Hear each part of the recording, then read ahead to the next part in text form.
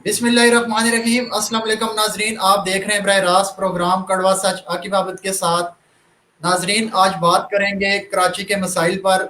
आप जानते हैं कि ये पाकिस्तान का इकनॉमिक हब है और उसके साथ क्या हुआ, इमलाक को नुकसान पहुंचा, लोगों की गाड़ियां तबाह होगी और इतना पानी आया कि लोग भी उसमें बह गए। ये ऐसा क्यों हुआ? और और इन तमाम मसाइल का और तमाम मामलात का ज़िम्मेदार कौन है? इस सिलसिले में हमने बात करने के लिए जहमत दी है अंबर दानिश, जिनका तल्लक कराची से ही है। जी अंबर, वेलकम। अस्सलाम वालेकुम। जी, जैसा कि आप जानते हैं कि हालिया बारिश में कराची का क्या हाल हुआ है।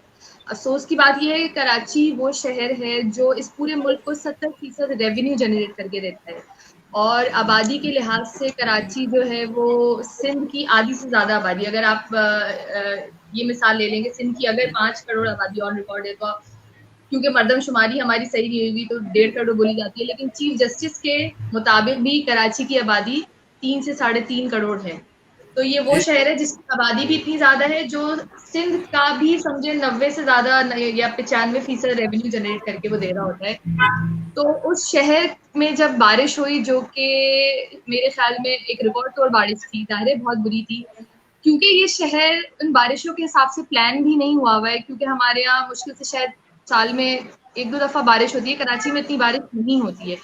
लेकिन इस दफा जो बारिश हुई उसमें जो भी हमारी हुकूमतों के जो कच्चे छट्टे ना वो खुल गए कि उन्होंने आज तक क्या लगाया है इस शहर पे, क्या इन्वेस्टमेंट हुई है, क्या इंफ्रास्ट्रक्चर का हाल है।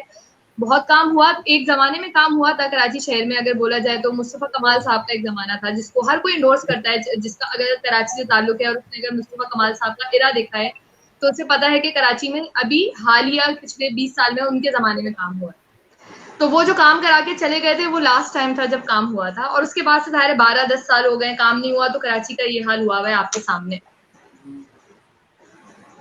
ठीक है। तो आपकी नज़र में जिम्मेदार कौन है इन मसाइल का? देखिए, इसके लिए किसी एक को हम जिम्मेदार नहीं ठहरा सकते। आप, अगर मैं कहूँ कि जी इस वक्त जो हुकूमत है 12 साल से वो जिम्मेदार है, तो कहीं हद तक ये सही भी है, लेकिन कहीं हद तक जो उनसे पहले लोग आते रहे हैं, एक ये मतलब 73 साल हो गए इस मुल्क को बने हुए। कराची शहर इस मुल्क का दारुल खिलाफा हुआ करता था एक जमाने में, सही है, अयूब साहब के जमाने में उन्होंने उसको दारुल खिलाफे से हटाया, लेकिन फिर भी उस टाइम एक इसका ताल्लुक जो है एक एडमिनिस्ट्रेटिव यूनिट के तौर पे, जब भी वो एक अलग हिस्सा था जिस पर एक खास अहमियत दी जाती थी उस जगह को, सही है ना। उसके बाद इसको सिंध से जी जी। मुंसलिक दोबारा से कर दिया गया, चले कहीं कोई मसला नहीं है, करने में कोई हर्ज नहीं है, लेकिन आहिस्ता आहिस्ता ये जो हाल किया गया है, मैं कहूँगी भुट्टो साहब का जमाना भी बहुत अच्छा था, उन्होंने तो कराची को बनाने की कोशिश की थी, लाख उनसे लोगों को जो शिकायतें हैं कि उन्होंने नेशनलाइजेशन कर दी थी और जो उनके मसले मसले, लेकिन कराची के लिए वो काम कर रहे थे। उन्होंने इस चाहे वो ओल्ड क्लिफ्टन हो उसको एक जदीद तर्ज का, क्योंकि कराची एक पोर्ट है, एक पोर्ट हब बना रहे थे, एक जी मॉडर्न जी। तर्ज का, वहाँ बहुत बड़े बड़े होटल खुल रहे थे, वहाँ कुछ कसिनोज खुल रहे थे, वो एक अलग तर्ज पे कराची को लेके जा रहे थे, क्योंकि उनकी खुद की रिहाइश भी वहीं थी, उनको एक खास उनसियत थी इस शहर से। तो उनके वक्त में भी काम हुआ है इस शहर में। उसके बाद जाहिर है आमदियत का भी दौर आता है, वहां बट्टा बैठा है जियाउल हक के टाइम पे, जब उन्होंने आके भुट्टो साहब के करे हुए सारे जितने भी आपके प्रोजेक्ट्स है उसको बंद करा, वहां पे होटल्स बन रहे थे, 5 स्टार होटल्स बन रहे थे, उन बिल्डिंगों को सील किया, उनके सारे प्रोजेक्ट्स बंद कर दिए कराची से जो रिलेटेड थे। उसके बाद जब भुट्टो साहब का दौर गया, फिर जो जो भी आए, चाहे नवाज शरीफ आए, चाहे बेनजीर आए, उन्होंने कभी भी कराची शहर पर कोई खास अहमियत नहीं दी। और उस पर इस शहर की जो आप हिम्मत को जवाब दें कि तकालीफ, आपके घर में पानी नहीं आ रहा है, टैंकर से पानी आ जाएगा, आपके घर में पानी है इसका मतलब शहर में, अंबर, लेकिन आपकी बात दुरुस्त है, आपकी बात दुरुस्त है। कराची पूरे मुल्क को चलाता है, लेकिन कराची को क्यों नहीं चलाया जा रहा? करा, बिल्कुल वो बिल्कुल वो शहर जो पूरे मुल्क को चला रहा है, इस मुल्क की रीढ़ की हड्डी का काम करता है कराची शहर। आप ये हिसाब लगाएं कि सिर्फ इस कराची शहर की 6 बड़ी मार्केट है, जिनमें सदर, गुलिस्तान जौहर और गोली मार वगैरह की जो 6 बड़ी मार्केट्स हैं, ये 30 अरब रुपए का टैक्स कमा कर देती हैं, जो कि पूरे पंजाब में मौजूदा जितनी भी मार्केट्स है ना उनके टैक्स से भी ज्यादा है। मैं सिर्फ इन 6 मार्केटों की बात करनी है, तो फिर आप हिसाब लगाएं कि ये शहर कितना टैक्स दे रहा है, जिसकी वजह से ये पूरा मुल्क चल रहा है। और क्या क्या बुरा है कि अगर इस शहर को बना दिया जाए, इसके मसले मसाइल जो है वो हल कर दिए जाएं, तो उसके बाद इस शहर की प्रोडक्टिविटी ही अच्छी होगी, जिससे खुद फायदा होगा इस पूरे मुल्क को। पूरे मुल्क को अगर ये 70% रेवेन्यू दे रहा है, शायद ये 90% रेवेन्यू देने लगे, मुल्क तरक्की करेगा ना। आपके यहाँ कराची में पोर्ट है, मतलब क्या क्या कमी है? अगर इस शहर को बना दिया जाए और इसके लोगों को जहनी सुकून दे दिया जाए, तो ये शहर पूरे मुल्क को, मतलब पूरे मुल्क को अपने अंदर समेट लेगा। लेकिन नहीं करना चाहते हैं। क्यों नहीं करना चाहते हैं? इसके पीछे एक बहुत बड़ी साजिश है। फिर कभी वक्त होगा तो इसको भी डिस्कस करें। ये अंबर ये बताएं कि कराची के जितने भी स्टेक होल्डर्स हैं, क्या ये एक पेज पे आ सकते हैं? देखिए, मैं आपको बताऊं, मुझे बड़ी हंसी आती है जब ये बोलते हैं। ये लोग बोल भी रहे हैं, कल भी, अभी पिछले 5-6 दिन से जितने भी टीवी पर शोज आए हैं, जितने स्टेक होल्डर्स हैं, सब टीवी पे शो पे जब आते हैं ना, तो बोलते तो जरूर हैं कि हम सब एक पेज पे हैं, लेकिन आप अगर आधे घंटे के या 1 घंटे के शो में ही देख लेना, आपस में लड़ रहे होते हैं। जब सिर्फ बात बिल्कुल करने सही। में ही इन सब में इख्तिलाफात इस कदर ज्यादा है, तो ऐसा कैसे हो सकता है कि ये वाकई जब काम करने खड़े हों तो ये एक पेज पे हों? मेरे हिसाब से मुझे नहीं लगता कि ऐसा कुछ होगा। ये लोग ऐसे ही लड़ते रहेंगे। ये लोग सालों से इस तरह लड़ते आ रहे हैं। ये लोग इस शहर के लिए इन्होंने कुछ नहीं किया है, तो ऐसा कैसे हो जाएगा कि आज, मेरे ख्याल में शायद क्योंकि आर्मी चीफ ने, हमारे आर्मी चीफ साहब आए थे, कमर जवान बाजवा, उन्होंने नोटिस लिया है। उन्होंने कहा है कि 3 साल में इस शहर को बदल देंगे, इसको बेहतर कर देंगे। कल उनकी मीटिंग थी, वो 3-3.5 घंटे की, तमाम स्टेक होल्डर्स के साथ। हो सकता है कुछ उनका दबाव हो, तो शायद ये उनकी बात सुन के एक पेज पे आ जाए। अगर किसी और का, मतलब अगर कोई बड़े का, हमारी फौज ऊपर से सरपरस्ती ना कर रही हो, तो मेरा नहीं ख्याल कि कुछ इस तरह का कोई चेंज आ सकेगा कराची में, कि वाकई एक पेज पे आ जाए और काम करना शुरू हो जाए। मसला वही है कि सिंध हुकूमत बोलती है जी 18वीं तरमीम के बाद तो हम करना, तो हमने ही सब कुछ है, क्रेडिट भी हमें ही मिले। वो चाहते हैं सब कुछ हमें हो, देने को भी तैयार है भाई क्रेडिट, कौन मना करता है? काम तो कर लें आप। लिटरली कराची के लोग इतने समझदार हैं, आप आज उनके लिए काम करें, आप अगला वोट वो आपको खुद जाके देंगे। उनको नहीं मसला है कि चाहे वो PMLN हो, चाहे वो MQM हो, चाहे वो PSP हो, चाहे वो पीपल्स पार्टी हो, चाहे वो PTI हो, कोई भी कराची में डिलीवर कर लेगा ना, कराची की आवाम अगला वोट उसी को जाके देगी। वो चाहती है कि काम हो जाए और यहाँ पे सुकून हो। उनको कोई नस्ल परस्ती, कोई जबानी तफरीक, उनका कोई लेना देना है ही नहीं इन तमाम चीजों से। ये इनको फंसाया जाता है इस तरह की बातों में करके कि वो महाजरियत और सिंधी और लसानी फसादात में नहीं करना चाहते कराची के लोग इस तरह। आप उनके लिए काम कर लें, वो आपको वोट दे देंगे। मैंने अपने कितने व्लॉग बनाए हैं अभी रिसेंटली, जब मुराद अली शाह साहब ने कोरोना वायरस की जो वेव चली थी, उसमें उन्होंने फौरी जो भी इकदाम लिए थे, उनको अप्रिशिएट भी किया। उनको ये भी बोला कि भाई अगर आप कराची शहर के लिए मजीद काम करेंगे तो अगला वोट हम खुद आपको जाके देंगे। लेकिन बस वो सारी हवा बातें। उसके बाद जो शहर का हाल हुआ है, उसमें वही जो पहली बारिश हुई है, ये वाली बारिश में तो आपको फिर भी ये लोग रोडों पे थोड़ा बहुत दिखाने के लिए नजर आए। जब अभी 2 हफ्ते पहले जब कराची में बारिश हुई है, तो जितने सियासतदान थे वो टीवी पे आके हंस रहे थे। वो लोग अपने घरों में बैठे हुए थे, खासकर जो की क्या हुकूमत है उनके बारे सियासत में मैं बात कर रही हूँ। उनका ये जो कहना था कि जी सियासतदान थे, क्या जाएगा। अंबर अंबर ये बताएं, जो सियासतदान थे, क्या उनके घर में भी पानी आया है या सिर्फ गरीब के घर में पानी आया है? देखिए, जब ऊंचे मकानात होते हैं तो शायद पानी आने में थोड़ा सा वक्त लगता है, लेकिन जो ये वाली बारिश हुई है ना, इसमें सबके घर में पानी आया है। मेरे अपने घर में पानी आया है। मेरे घर में अभी तक हम लोग, ये जो सैलाबी सूरत हाल थी ना, हम उससे बाहर नहीं निकल सके। और मैं भी किसी ऐसी, मतलब होता है ना, मैं एक बेहतर इलाके में रहती हूँ जहाँ पे फौरन पानी शायद नहीं आ जाता, वक्त लगता है, सिस्टम बना हुआ है। लेकिन जो ये वाली बारिश थी ना, इसने सबको, मतलब कहते हैं लोगों, सारे सियासतदान और ये जितने काम करने वाली अथॉरिटीज हैं, सबकी पोलें खोल दी हैं। क्योंकि नालों की सफाई हुई ही नहीं, गैर कानूनी तजाविजात थी उनके ऊपर। कभी भी उनको अंदाजा ही नहीं था कोई इस तरह की बारिश होगी कि ये जो पूरी की पूरी कम्युनिटीज बनी हुई है, पूरी की पूरे इलाके आबाद हो गए। मैं, मतलब आप क्या कहेंगे, DHF फेज 7 पूरा बना हुआ है इस तरह नालों के ऊपर। मतलब किस किस जगह को आप हटाएंगे? चले गुजर नाले को साफ कर लेंगे, महमूदाबाद नाले को साफ कर लेंगे, लेकिन लिटरली अगर इनको भी ईमानदारी से इस वक्त साफ कर लिया जाए ना, ये ऊपरी ऊपरी सफाई के अलावा जो अभी बीच में हुई थी, तो वाकई यहाँ पे अगली बारिश बेहतर होगी और शायद इस पाए का सैलाब नहीं है। कराची के लिए अब काम करने की जरूरत है, क्योंकि जो ट्रॉमा इन पिछले 3 हफ्तों में कराची के लोगों ने सहा है ना, वो नहीं डिजर्व करते। हम क्यों डिजर्व करें जब कराची के लोग टैक्स पूरा भरते हैं? सही है, क्या वो बिल कम पे करते हैं? क्या के इलेक्ट्रिक उनको बख्श देती है? आपको मैं बताऊं, के इलेक्ट्रिक का जो हाल है ना, शायद पूरे मुल्क में इस तरह वो कोई भी इलेक्ट्रिसिटी बनाने वाली कंपनी ट्रीट नहीं करती होगी अपने कंज्यूमर्स को। आपकी 2 दिन अगर आप बिजली का बिल आपका डिले हो जाएगा, भले आपने रोज आप हर पूरे सारी जिंदगी आप बिल भरते आ रहे हो टाइम पे, अगर 2 दिन भी डिले हो गया ना, तीसरे दिन वो आपकी बिजली काटने आएंगे बगैर किसी वार्निंग के। मतलब आपकी 2 रुपए की इज्जत नहीं है इस शहर के शहरी की, ही नहीं है अंबर ना कराची की। जी बोलिए।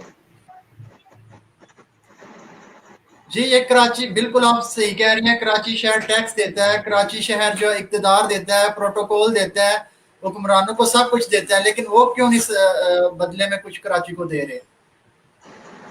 सवाल तो ये है ना। बहुत इसका जो एक जवाब है वो ये है कि कराची पर हुक्मरानी करने वाले कराची शहर से नहीं है। अगर वो कराची शहर से होते, उनके वो यहाँ के रिहायशी नहीं है, कोई अंदरूनी सिंध के किसी इलाके से, कोई किसी इलाके से, आप मुझे बताए ना, क्या उनके जो जो घर हैं वो यहीं थे? क्या वो यहीं के रिहायशी हैं? ये जितने भी हमारे ऊपर जितने भी मिनिस्टर हमारे सरों पर सिंध हुकूमत के, क्या वो यहीं के रिहायशी हैं? नहीं है। सही है ना? तो अगर यहाँ के रिहायशी यहीं से वोट लेके यहीं पर हुक्मरानी करेंगे तो यहाँ पर कोई बात बनेगी, क्योंकि उनको यहाँ के लोगों के दर्द का पता होगा। उनको पता है कि वोट हमने वहीं से लेना है जहां पर हमने तालीम नहीं दी है। आपने सिर्फ नाम ले लिया कि भाई हमारे मौजूद जो हैं भुट्टो थे बेचारे, जिन्होंने वाकई इस शहर के लिए काम किया था, और उनके नाम पर आप पिछले 40 साल से खा रहे हैं। ठीक है, आपने जी आप 40 साल अब कब तक करेंगे? बात वही है कि ना, वहां तो तालीम नहीं है, यहाँ तो तालीम है ना। यहाँ का शहरी अब समझता है कि उसके साथ क्या जुल्म हो रहा है।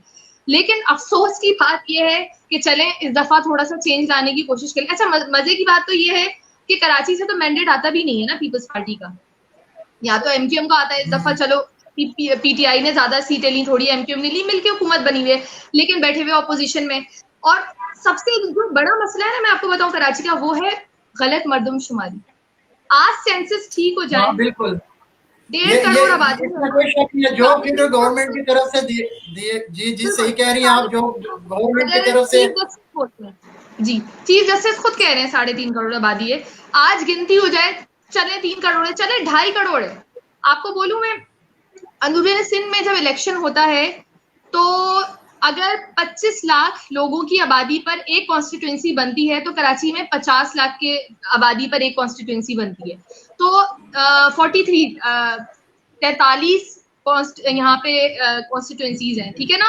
तो अगर सही मर्दमशुमारी हो जाती है तो ये डबल होके 80 से 85 तक चली जाएंगी, ठीक है ना? और अगर कोई एक पार्टी यहाँ से इलेक्शन जीत गई, जिसपे कराची के लोगों ने भरोसा किया, तो क्लीन स्वीप करेगी वो सिंध असेंबली में और वो डायरेक्ट पावर में आ जाएगी। तो इस वजह से यहाँ की मर्दमशुमारी नहीं होने देते। मर्दमशुमारी हो जाएगी तो कराची को उस बजट में से, जो सिंध का बजट है, उससे पूरा हिस्सा मिलना शुरू हो जाएगा। वो हिस्सा मिलेगा, रिसोर्सेस प्रॉपर डिवाइड होंगे ना, सारे रिसोर्सेस प्रॉपर डिवाइड होंगे। आपको आपके प्रोजेक्ट्स में कितनी लागत आनी चाहिए, हर चीज में पूरा हिस्सा मिलने लगेगा, आपको नौकरियों में ज्यादा हिस्सा मिलेगा। तो ये मेन मसला है जो ये लोग नहीं करने देते। आज ये कर दें तो सारे मसले हल हो जाएंगे। मेन मसला ये है, और उसके बाद एक कोटा सिस्टम है। ये 2 मसले हैं कराची के साथ जो बुरा हाल इन लोगों ने किया है। लेकिन बात वो ये ना कि अगर इतनी मोहब्बत होती तो शायद नालों की सफाई हो जाती इतने सालों में। मतलब आप देखें ना, कचरा उठाने के भी हमारे यहाँ जो डेवोल्यूशन ऑफ पावर का मसला है, हम सब सिर्फ मेयर कराची को बुरा कहते रहे, ठीक है उन्होंने काम नहीं किया, लेकिन क्या उनके हाथ में सब कुछ था करने के लिए? उनके हाथ में नालों की सफाई थी सिर्फ, उसका भी जो बकौल उनके कि उनको बजट पूरा नहीं मिला, उनको कभी पैसे नहीं मिले। फिर हर चीज के लिए उनको सिंध हुकूमत का अप्रूवल चाहिए होता था, क्योंकि Sindh solid waste management board जो है ना, वो सिंध हुकूमत के पास है, ठीक है ना? तो जब उससे रिलेटेड कोई काम मेयर कराची को पड़ता था तो जी उसका अप्रूवल नहीं उनको मिल रहा।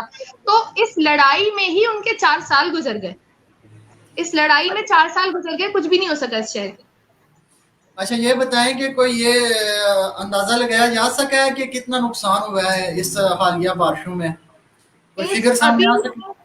टीवी पे सुन रही थी तो अकील करीम डेडी साहब बोल रहे थे कि जितना कराची को बजट चाहिए था ना कराची के इंफ्रास्ट्रक्चर को बनाने के लिए, उतना नुकसान हो चुका है, उतना नुकसान हो चुका है। तो अब आप सोचें कि इसको दोबारा से ठीक करने के लिए आपको कितना बजट चाहिए। मतलब बात ये है कि अभी भी वजीर आजम साहब कल आ रहे थे, अब वो कल भी नहीं आ रहे, काफी नहीं, लोग आके चले गए कराची के हाल वो अहवाल पूछ के।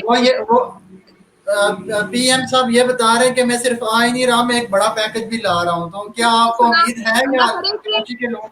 मसला पैकेज का नहीं है, पैकेज तो वो पहले भी लाए थे, 162 अरब का पैकेज वो देके गए थे, लेकिन वो पैकेज पहुंचा नहीं अब तक कराची वालों के पास। सही है ना, सिर्फ पैकेज का ऐलान कर देना काफी नहीं होता, पैकेज की पहुंच जाए, जिन जिन जगहों पे जरूरत है, क्या क्या चीजें बननी है प्रॉपर प्लान के साथ, उसकी एग्जीक्यूशन हो जाए, ये भी बहुत जरूरी है। अगर वो ये कर देते हैं तो उससे अच्छी कराची वालों के लिए क्या बात है। हमारी कोई दुश्मनी थोड़ी है कि हम कहें जी हम पीटीआई को अगर सपोर्ट नहीं करते तो जी हमारे वजीर आजम है वो, अगर वो शहर के लिए ये इकदाम कर दें कि वाकई जो पैकेज का वो ऐलान कर रहे हैं वो दे के भी जाएं, उसकी फरहामी प्रॉपर तरीके से हो जाए, तो उससे अच्छी बात क्या है। लेकिन अब ये कोई हल्के फुल्के पैकेज से कराची का काम चलेगा नहीं। वो हम तो 162 कोई रो रहे थे, इससे ज्यादा का नुकसान हो चुका है हमारा। अब तो बहुत मतलब आप मतलब कोई एक जगह कोई एक बाजार हो जो बर्बाद हुआ हो, जिसका सामान चाहे वो उर्दू बाजार हो, चाहे वो कपड़े की मार्केट हो, चाहे वो कोई सुपर स्टोर हो, एक एक का सामान डूब गया, बर्बाद हो गया। लोग माशी तौर पे बर्बाद हो गए शहर के। सिर्फ यही उनके घर बर्बाद हो गए। मतलब मैं आपको बोलूं, मेरे घर के मेरा जो इलाका है वहां के लोगों के घरों का सारा सामान डूब गया था। मतलब मैंने लोगों को जाते हुए देखा है अपने घरों से हेल्पलेस होके, क्योंकि लाइट तो थी नहीं, करंट अगर लाइट आ भी जाती तो करंट लगने का डर था, और उनका सामान खराब हो चुका था, वो कुछ कर नहीं सकते थे। तो उन्होंने फिर ये सोचा कि जब तक लाइट नहीं आती है, बिजली नहीं आती, हम चले जाते हैं। 5-6 दिन इस शहर की उस पिछली बारिश के बाद, जुमेरात की बारिश के बाद बिजली मुनक़ता रही है।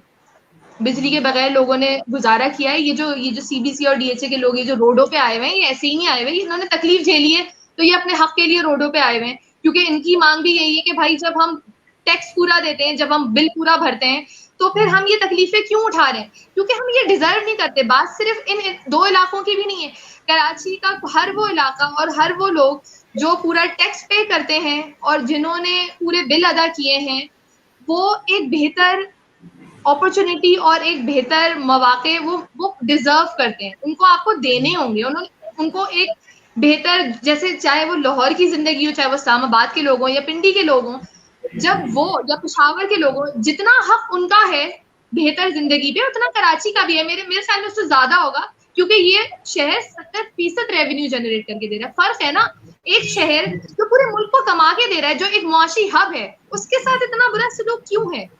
तो ये कब तक चलेगा, समझ से बाहर है। आज सब बोल रहे हैं कि सारे स्टेक होल्डर्स साथ बैठने का सोच रहे हैं, मैं दुआ ही कर सकती हूँ। मुझे नहीं यकीन है कि शायद कुछ वाकई ऐसा हो जाएगा। अपोजिशन लीडर ऑफ पाकिस्तान जो उन्होंने भी दौरा किया है, तो जी उस पे आप क्या कमेंट करेंगी? देखिए, उनका दौरा खुशाइन हो सकता था, उनका आना भी खुशाइन हो सकता था, लेकिन हर चीज को ना सियासी रुख नहीं देना चाहिए। अब जरूरी नहीं था कि कल वो बिलावल हाउस भी जाते और जरदारी साहब से भी फौरी मुलाकात कर लेते, तो वो फिर नजर आ जाता है कि कोई सियासी गठजोड़ है जिसकी वजह से वो आए। वो वाकई अगर आ रहे थे, वो कराची के लोगों से उन्होंने एड्रेस भी किया, नॉर्थ नाजिमाबाद भी गए, वो उतना ही अपना दौरा रखते। शायद इस वक्त उनको बिलावल भुट्टो जरदारी हाउस नहीं जाना चाहिए। जो वो वहां मिले ना, तो कराची के लोग उनसे बहुत नाराज हुए, क्योंकि एक जमाने में उन्होंने ये भी बोला था कि वो इन लोगों को सड़कों पे घसीटेंगे। तो लोग इस बात को नहीं भूलते, मतलब जो बात ऑन रिकॉर्ड आ जाती है तो लोग उन बातों को नहीं भूलते। बिल्कुल उसी तरह जैसे हमारे वजीर आजम साहब ने कहा था कि भाई मैं इन लोगों को रुलाऊंगा, लेकिन उन्होंने नवाज शरीफ को जाने दिया। तो हर एक की बात पकड़ आती है, हर एक की पकड़ आती है। आपने कुछ बोला और उसके अगेंस्ट हुआ तो लोग आपसे पूछेंगे, क्योंकि चीजें ऑन रिकॉर्ड होती हैं। आज मैं ये शो कर रही हूँ तो ये जिंदगी भर ऑन रिकॉर्ड रहे जो मैंने बोला है, और मुझे अपनी बात पे स्टैंड करना होगा कि हाँ मैंने ये बोला था, मैं इसको मुकर नहीं सकती। सही है ना। तो अगर ये अपोजिशन लीडर जनाब शहबाज शरीफ साहब का दौरा बहुत अच्छा था, और वाकई कराची के लोग भी उनको पसंद करते हैं, क्योंकि कुछ नहीं तो उन्होंने लाहौर शहर को बना दिया, और लाहौर शहर के लिए उन्होंने वाकई काम किया। सही है ना। अगर वो कहते हैं कि जी पेरिस बना दिया था, तो आप जाके देखें लाहौर वाकई बहुत खूबसूरत है, वाकई लगता है कि कोई आप बाहर किसी मुल्क में आ गए। मतलब रॉयल फैमिली आती है पिछले साल ब्रिटिश से, तो कोई लाहौर के अलावा कोई जगह थी उनको ठहराने के काबिल, कराची ले आते, अगर इस काबिल होती तो लाते ना। मतलब आपके पास पूरे मुल्क में एक वाहिद शहर है जो बेहतर है, कोई आता है घूमने तो आप उसको दिखा सकते हैं, और फिर लोग मुकरते हैं कि जी शहबाज शरीफ ने कराची लाहौर के लिए कुछ नहीं किया, तो ये सरासर ज्यादती उन्होंने वाकई किया है। फिर अब उन पे दूसरे इल्जाम लगते हैं कि भाई या चले मैं सिर्फ उनकी भी बात नहीं कर रही हूँ, परवेज इलाही भी हो गया या गिलानी का टाइम भी हो गया, सबने पंजाब को बनाया है, ठीक है ना। तो खाया भी होगा, सही है, मैं ये नहीं बोल रही कि बड़े ही कोई ईमानदार थे, खाया भी लगाया भी।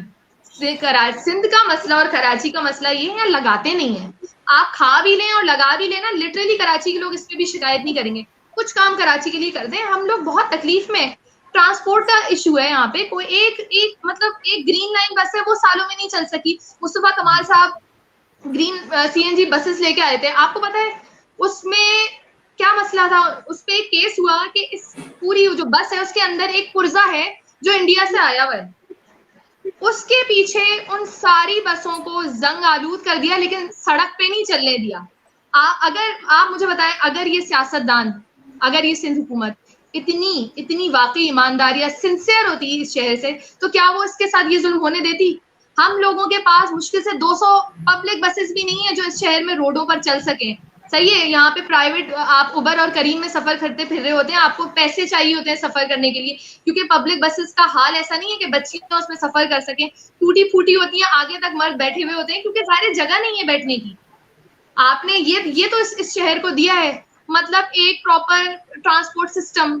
वो मुल्क जो दुनिया का 7वां बड़ा शहर है, जो मेगा सिटी कहलाया जाता है, वो इस वक्त दुनिया के 4 पस्ता हाल तरीन शहरों में की फहरिस्त में आ चुका है। और ये शहर मुस्तफा कमाल साहब ने वापस दुनिया के बेहतरीन 12 शहरों में पहुंचा दिया था, सिर्फ 4 साल की मेहनत से, सही है। मैं जब बोलती हूँ ना, तो बड़े लोग बोलते हैं कि शायद मैं मुस्तफा कमाल के बड़ी साथी हूँ, उन्होंने काम किया था। आप कराची के किसी भी इंसान से पूछेंगे ना, जब वो बात करता है कराची के लिए, तो उसकी जबान पे मुस्तफा कमाल का नाम इसलिए आता है क्योंकि हमने उस इंसान को 4 साल आधी रात रोडों पे खड़े हुए देखा है, और उन्होंने काम किया है। जब कोई काम करता है ना, यही डेडिकेशन, अगर अभी जो साबिक मेयर साहब हैं जो रिटायर्ड हुए हैं अभी, अगर वो भी दिखा देते तो शायद कुछ ना कुछ बेहतरी आ जाती। मैंने अभी पिछले दिनों, जब हम बहुत ही बुरे हाल में पिछले टाइम पे थे, तो मैंने पीटीआई के एक एमपी साहब से दरख्वास्त की कि आपके जो जी सॉरी कि आपके जो एमपी हैं, कम से कम उनसे ये रिक्वेस्ट करें कि एक होता है ना गुड़ ना गुड़सी बात सही, कम से कम तकलीफ में आके खड़े हो जाएं रोड पे। आप कहते हैं ना आप कुछ नहीं कर सकते, क्योंकि इनका हमेशा एक रोना है 18वीं तरमीम के बाद हमारे पास कोई ताकत नहीं है। अरे भाई नहीं है ना, तुम आके खड़े हो जाओ, सही है। हमारे इलाके में जब पानी भरा हुआ था, तो हमारे इलाके के जो एमपी हैं वो खुर्रम शेर जमान साहब हैं, उनसे कांटेक्ट करने में हमें 3 दिन लग गए थे। उनके पास एक ही जगह पर नेटवर्क नहीं आ रहा, नेटवर्क तो पूरे शहर का नहीं आ रहा है, सही है। 8, 9, 10 मुहर्रम को थी प्रॉब्लम, लेकिन हम भी तो किसी तरह कम्युनिकेट कर रहे थे ना कोई तरीका निकाल के हम बात करने की कोशिश कर रहे थे, क्योंकि हम तकलीफ में थे। आप इस इलाके के सिटिंग एमपीए होके आपने हमसे वोट ले लिए पहले बोल के कि जी हम आपके मसले मसाइल हल करेंगे, और उसके बाद आप हमें ये जवाब देते हैं कि आपकी जो दरख्वास्त है वो मैंने आगे फॉरवर्ड कर दी है डीसी साउथ को, बाकी मेरे हाथ में कुछ नहीं है, सही है ना। बस ये तो हमें जवाब मिलते हैं।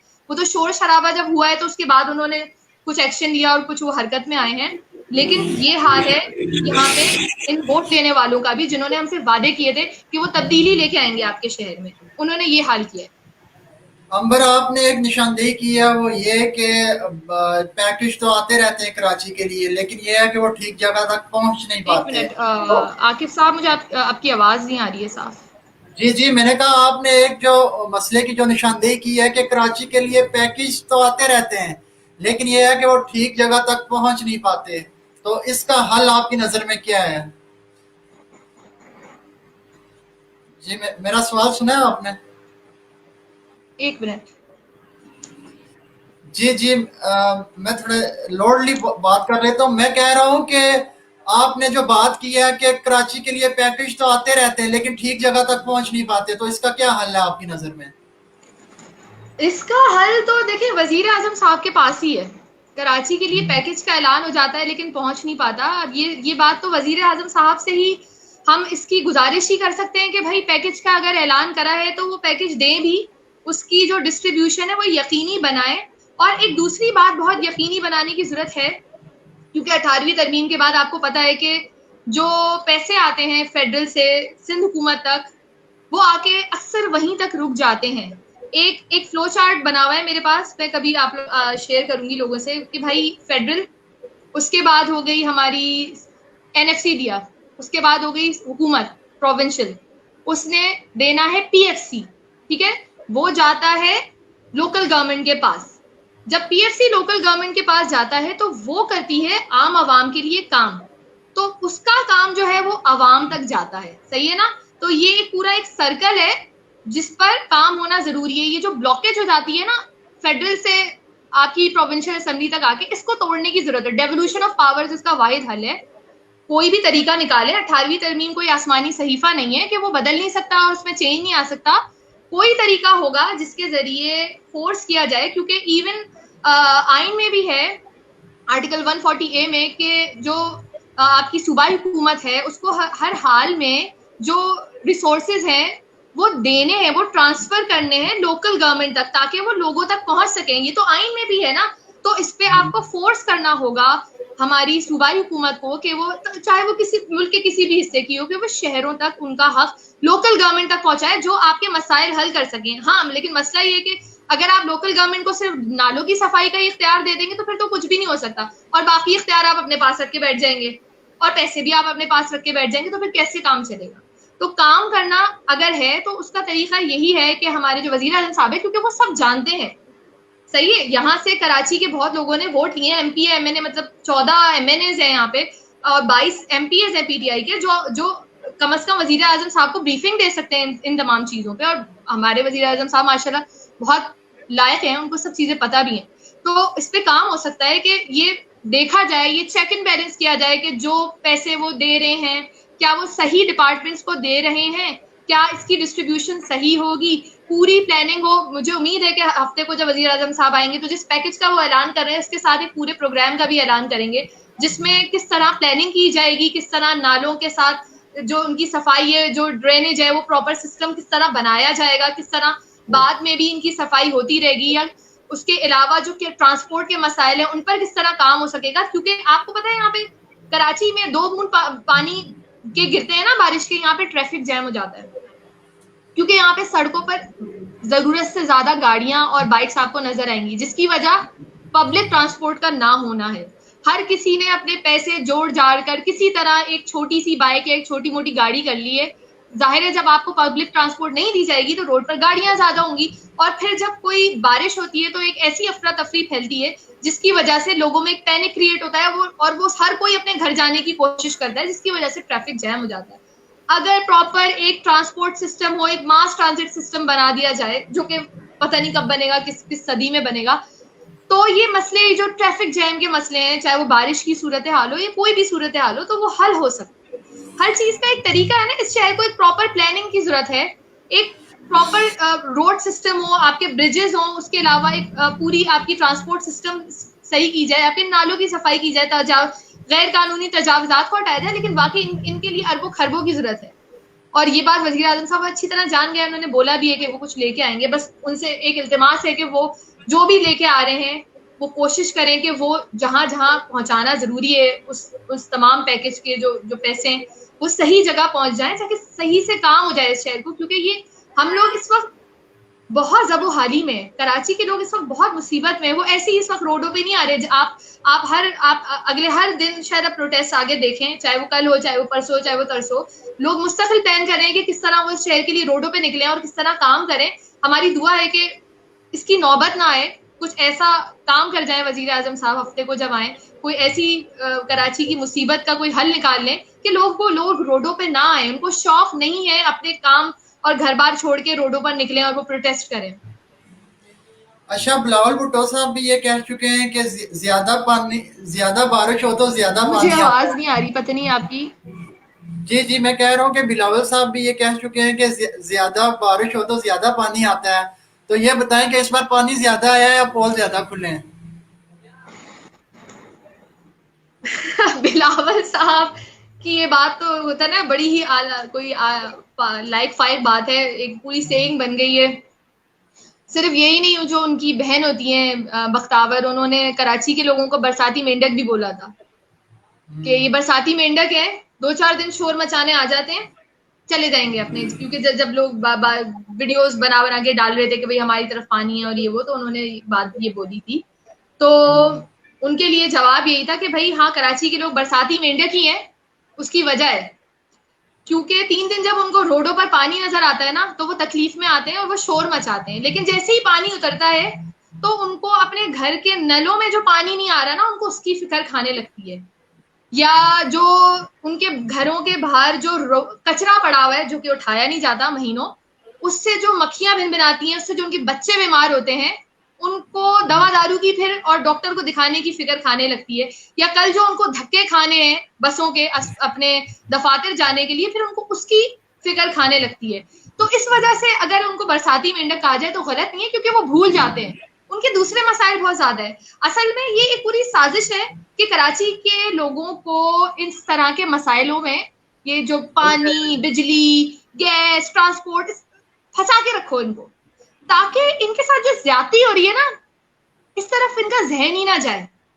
ये जो कोटा सिस्टम के नाम पर इनसे ज्यादती हो रही है, ये जो आपको पता है कि ये जो पैकेज इनको नहीं दिया जाता है, आपके शहर में कोई काम नहीं हो रहा, इस तरफ इनका जहन ही नहीं जाता, वो कुछ सोच ही नहीं पाएंगे इस बारे में। तो ये साजिश है, पूरी सोची समझी साजिश है कि इनको इतना फंसा के रखो कि ये अपना हक ना मांग सकें। कि ये जो बजट में, ये जो सिंध का आपको 1200 ट्रिलियन का बजट है इस दफा का भी, पीएफसी तो अनाउंस नहीं हुआ, लेकिन कराची के लिए उसमें से सिर्फ 125 बिलियन रुपए रखे गए थे, सही है ना, जो 2% भी नहीं है सिंध के बजट के।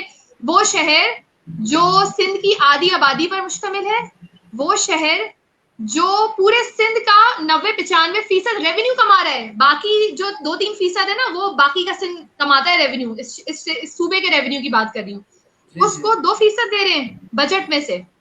तो सोच नहीं पाएंगे ना, दिमाग ही नहीं जाएगा इस तरफ। तो इसलिए उनको पानी, बिजली, गैस, सड़कें टूटी हुई, इनको फंसाओ। तो आपकी स्ट्रीट लाइट नहीं है, आप बाहर निकलेंगे अंधेरे घुप में, आप गाड़ी चला रहे होंगे, इतना मैं बिलावल साहब, उनके घर के करीब ही मेरी कहीं रिहाइश है, वहीं का हाल बता रही हूँ मैं। स्ट्रीट लाइट्स नहीं है उस इलाके में, इस कदर अंधेरे में गाड़ी चलती है कि आपको लगा अभी एक्सीडेंट हुआ, जब भी एक्सीडेंट हुआ, आप अभी जान से गए, जब भी जान से गए, और इसी में सालों गुजर गए। जब कोई विजिट होता है ना इन लोगों का, तो वक्ती तौर पे वो लाइटें जला दी जाती हैं और फिर दोबारा से बंद कर दी जाती हैं। उसके सामने ही बेनजीर भुट्टो पार्क है, उनके घर से 1 किलोमीटर पैदल चलने का रास्ता है सिर्फ।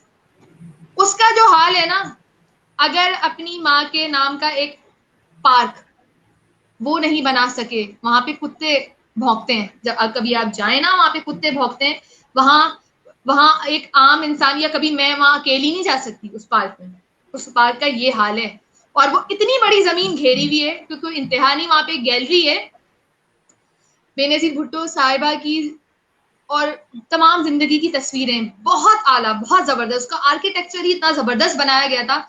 उस गैलरी में जब मैं गई हूँ तो मुझे देख के इतना अफसोस हुआ है ना, तस्वीरें लोगों ने फाड़ फाड़ के जमीनों पे फेंकी हुई, वहां पे लोग तो नहीं थे, वहां पे कुत्ते मुझे नजर आए, उन्होंने अपने घर बनाए हुए थे, सही है ना। ये मैं 2 साल पुरानी बात बता रही हूँ, उसके बाद तो मैं कभी डर के मारे नहीं गई, मुझे नहीं पता कि उसके बाद शायद कोई बेहतरी आई हो, क्योंकि कुछ लोगों ने फिर वो वीडियोस बना बना के फ्लोट की थी कि ये बेनजीर भुट्टो पार्क का ये हाल है, हो सकता है उसके बाद कोई बेहतरी आई हो। लेकिन मैं एक बात बता रही हूँ कि ये अगर उनके घर के सामने एक फैमिली पार्क का ये हाल है कि एक होता है ना कि गुजर होता है, सामने से नजर ही पड़ जाती है, वहां का ये हाल हो, चले उसकी बात नहीं, जो बिलावल भुट्टो हाउस है, दीवार जो खींची हुई है उन्होंने, एक जाहिर एक शहाना उनका अंदाज है, उसकी दूसरी तरफ वो अमेरिका और मेक्सिको के बीच में एक दीवार नहीं बना दी गई है, वो उस तरह की वॉल लगती है, जमीन और आसमान का फर्क है, टूटी फूटी सड़कें हैं इस तरफ, दीवार है, पीछे बिलावल हाउस है।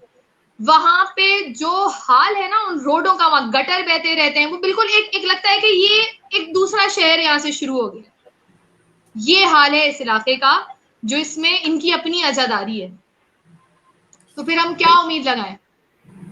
फिर 18वीं तरमीम के बाद का रोना ये है कि जी हम किसी को कुछ करने भी नहीं देंगे, खुद भी नहीं करेंगे। अरे आप खुद कर लें, हम आपको वोट देंगे, हम वादा करते हैं हम आपको ही वोट दे देंगे, बस कर लें यार।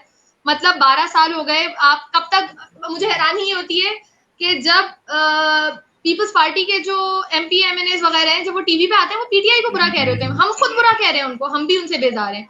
लेकिन 2 साल की जिसकी हुकूमत है, आपका बनता नहीं है उनका शिकवा, पीपल्स पार्टी का शिकवा करना नहीं बनता इनसे। हम करेंगे ना, हम इसलिए करेंगे क्योंकि हमने उन पे भरोसा करके वोट दिए थे। 2 साल में उन्होंने हमारे लिए कोई प्लानिंग नहीं की, कोई बड़ा प्रोजेक्ट कराची को नहीं दिया। लेकिन ये जो 12 साल से लगातार हुकूमत कर रहे थे आप, ये इसका जवाब कौन देगा? मतलब आपका बनता नहीं है उनसे पूछना कि आपने कुछ नहीं किया, क्योंकि आपने खुद 12 साल कुछ नहीं किया। सही है ना? हमारा इसलिए बनता है कि हमने भरोसा करके इनको वोट दिया, तो हम तो सवाल पूछेंगे। मैंने पूरा हैशटैग चलाया हुआ है कि सवाल करो कराची के नाम से, कि अब सवाल करने का वक्त आ गया है। इन तमाम सियासतदानों के गिरेबान पकड़ के इनसे सवाल किए जाएं कि क्यों काम नहीं किया कराची के लिए, क्यों इस हाल पे पहुंचाया है, चाहे वो पीटीआई है, चाहे वो एमक्यूएम है, चाहे वो पीपल्स पार्टी है, ये तीनों हैं। ये तीनों स्टेक होल्डर से पूछा जाए कि इन सबको अपने अपने वक्त में वक्त मिला, क्यों नहीं किया कराची के लिए काम। क्योंकि हम नहीं पूछेंगे, हमें शायद एक आदत सी पड़ गई है कि कुछ नहीं होगा, चलो बैठ जाओ, कुछ नहीं होगा, कोई खैर है, कोई नहीं करने वाला है। अरे कितने साल गुजरेंगे इसी तरह? कोई ना कोई तो हल निकाला जाएगा ना। ये कुछ प्रोटेस्ट है, ये कुछ लोगों ने आवाजें उठाई हैं, लोग तकलीफ से बदहाल, मतलब लोगों की चीखें निकल गई थी, जो आज थोड़ा बहुत एक्शन लिया जा रहा है। जबरदस्ती सारे स्टेक होल्डर्स को बिठाया गया है और कराची के लिए कुछ करने की सोची जा रही है। अगर कराची के लोगों ने आवाज अभी नहीं उठाई ना, अगर उन्होंने कोई जुल्म होते हुए देखा और अब भी आवाज नहीं उठाई, तो कुछ नहीं होगा। यहाँ के लोगों को इस जुल्म के खिलाफ आवाज उठानी होगी। इसमें कोई लिसानी फसादात का नाम नहीं आता है।